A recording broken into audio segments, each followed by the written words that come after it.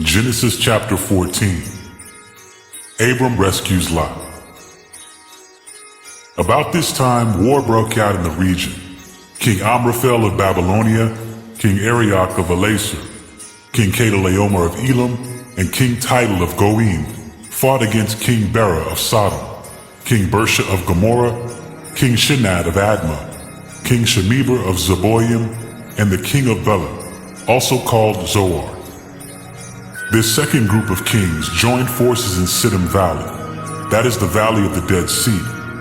For 12 years they had been subject to King Chedorlaomer, but in the 13th year they rebelled against him. 1 year later, Chedorlaomer and his allies arrived and defeated the Raphaites at Ashtaroth Karnaim, the Zuzites at Ham, the Emites at Shavah Kiriathaim, and the Horites at Mount Seir, as far as El Paran at the edge of the wilderness.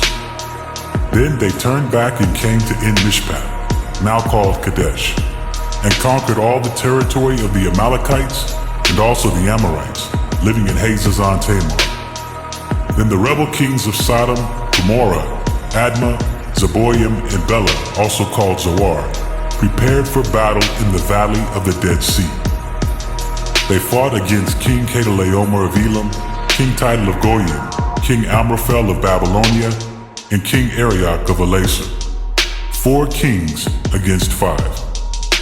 As it happened, the valley of the Dead Sea was filled with tar pits, and as the army of the kings of Sodom and Gomorrah fled, some fell into the tar pits, while the rest escaped into the mountains.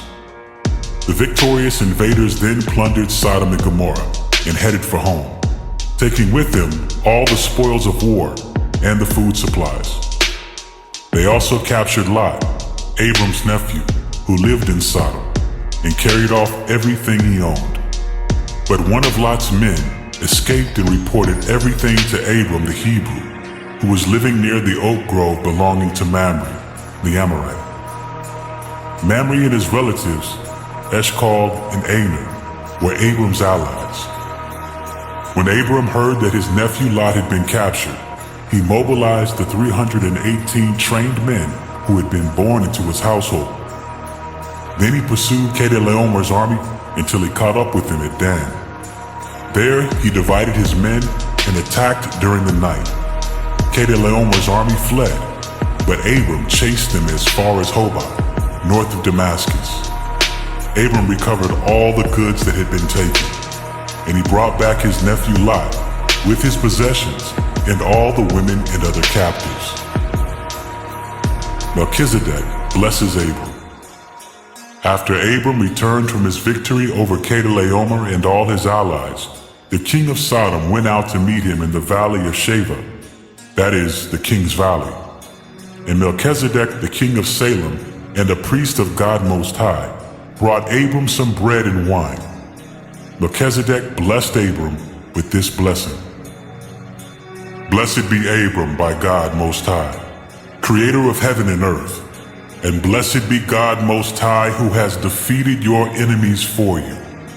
Then Abram gave Melchizedek 1/10 of all the goods he had recovered. The king of Sodom said to Abram, "Give back my people who were captured, but you may keep for yourself all the goods you have recovered." Abram replied to the king of Sodom, "I solemnly swear to the Lord, God Most High, creator of heaven and earth, that I will not take so much as a single thread or sandal thong from what belongs to you. Otherwise, you might say, I am the one who made Abram rich.